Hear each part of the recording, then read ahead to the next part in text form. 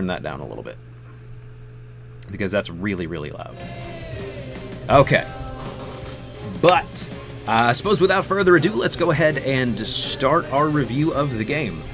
First and foremost, we're going to go ahead and hit graphics, and this is going to be really hard to pull off because I don't have any hotkeys set up for any of these numbers. I kind of didn't think that through. Hope the second one is as intense as this one. I definitely hope so, Bread Truck. But first and foremost, we'll go ahead and hit up the graphical component of the game. You guys know me. I'm not a huge graphics person. Graphics are sort of for me, whether it's pretty or ugly. It doesn't hold a whole lot of weight for me personally. Hello, Miss Sasha. What's up? Graphically, I thought the game was nice. I think it looked really good, like I said a couple days ago. It's definitely post the real waxy-looking character models, so that definitely lends a lot to the presentation for the game. It is a few years old at this point, so the graphics, of course, don't really compete with modern-day graphics, but still looked good nonetheless. I thought it looked fantastic. The one issue that I had with the game is their over-reliance on gore and gory-looking textures. Got really muddled at certain parts throughout the game because there was just so much gore. I feel that it actually took away a little bit from the feeling of the game because, like I said, it was just really, really, really heavy in that regard. Overall, though, I would give the game, graphically, I would give the game a score of 7.5. It was good, above average, not stupendous, but well above average. It did the job. And no complaints, no huge graphical issues except for that one really broken texture. But outside of that, yeah, not a whole lot. Secondly, we have gameplay. The gameplay for the game, I enjoyed it. There was the controls were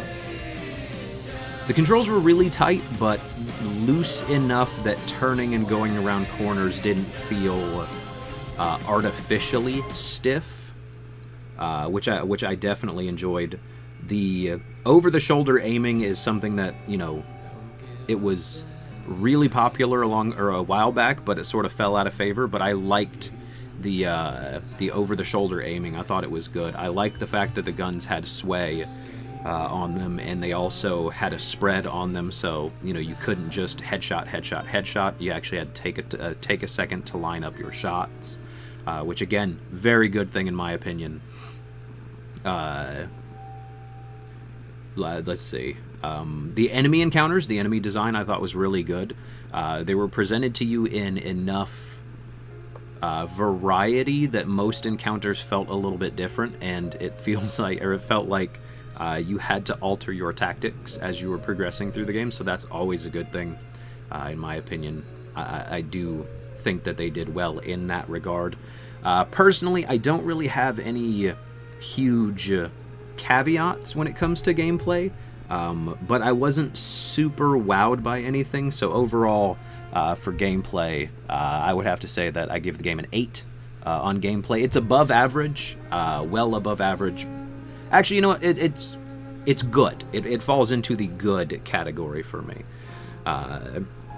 No huge complaints, but nothing really groundbreaking or game-changing, if that makes any sense. Next, sound design.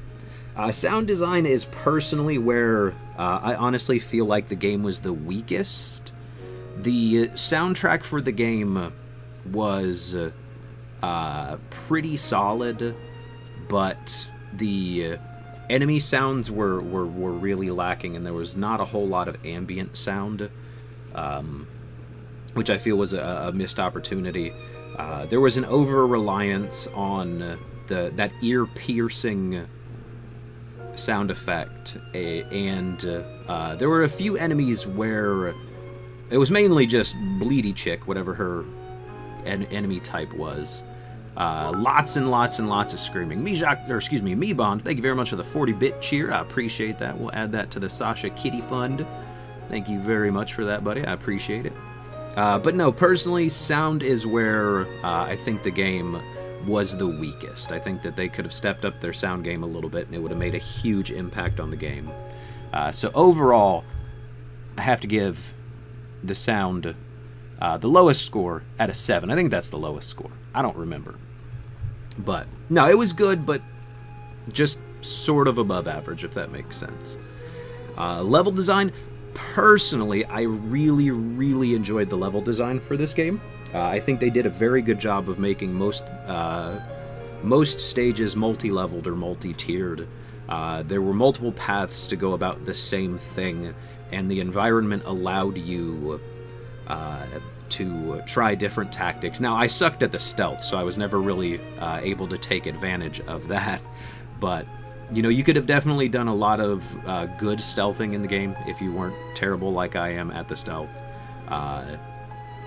But no, the environments were varied. Like, you visit a few places more than once, but there are differences each time that make it feel a little bit unique. Again, I have to say, personally, I think the level design was really, really well done, and it has me excited to see what they could potentially decide to do with The Evil Within 2. So I suppose for our level design score, and she's eventually going to get fed up of this, for our level design score, I'm going to give that an 8. Definitely impressed by the level design. It falls into the good category. I think that they could have done a little bit. Again, I would have to fall back on the gore complaint. If they used a little less gore in the environment, I think it would have made the levels a little bit creepier. Personally, for the story, I really enjoyed the story. I liked the fact that as you progressed through the story, you were getting backstory not only on your character, but you were getting backstory on locations and this Ruvik guy. You still don't really learn a whole lot about Leslie, which has me a little bit perplexed, I suppose, because I would have liked to have learned a little bit more about Leslie. I still don't know a whole lot about that other police chickie either. Dark Lucian, thank you very much for the 100-bit cheer. I appreciate that. You want to thank him for the bits, huh? You want to say thank you? No, I'll just sit here and take my pets. But no, thank you very much for the 100 bits, Dark Lucian. I appreciate that, buddy. But no, they left enough out as you're progressing through the game that you genuinely wanted to get answers to a lot of the questions. And there were no super heavy exposition sequences, which I think is really good. I'm glad that there were no super heavy exposition sequences. I just unlocked a machine gun. Cool.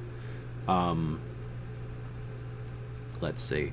I was hoping for a little bit more explanation in the final chapter of the game, but they gave you a lot of leading hints, and it leaves it open for speculation, which is honestly never a bad thing. A little bit of speculation is always fun, especially when it comes to this type of gameplay, or excuse me, this type of game. So all told, I enjoyed the story. I am genuinely curious as to know what the heck is going on with The Evil Within 2, especially considering the visual aesthetic for The Evil Within 2. I think that that's actually going to intrigue me even more, that the visual design seemingly is so different and so varied from this one. So I think that that's honestly going to be a plus in my book. Love the foreshadowing as to a future game without a straight-up cliffhanger. Absolutely, Dark Lucian, yeah. I have to agree with you. So all told, my score, personally, for the story, I got to give it an 8.5. You guys know me. I'm a huge sucker for stories. Stories are my favorite. Well-told stories are fantastic. And at no point throughout this did I feel like they lied to you, the player. I don't feel like they lied at any point or intentionally withheld information just to keep you confused. Well, I mean, outside of not answering stories at the end, but I'm talking about over the course of the story, nothing was withheld from you. So you made the wrong choice or, you know, led you to a conclusion that was false. Valanger, thank you very much for the follow. Welcome to the channel today. Happy to have you. Appreciate you being here. So yeah, all told, overall, did I enjoy the game? Yes. Was I surprised at the style of the game? Gameplay, yes. Visual, no. It was, like I said, very, very gore heavy, and gore just, it doesn't do anything for me. It doesn't hype me up. It doesn't get me all wigged out or anything, so it didn't really offer anything in that regard. But all told, I really did enjoy the game, and I am really excited about what the potential holds for The Evil Within 2. So my overall score for the game, top to bottom, straight up, straight down, I got to give it an 8 overall. It had a few weak spots, but I think with the compelling story and the really well done level design, I think that those two elements alone are enough to bring it up into good status, not just above average. This is, in my opinion, a solid game from top to bottom. Definitely worth your money, and since it's a couple of years old at this point, you could probably get it on quite a deal. So if you can get this game on the cheap, absolutely.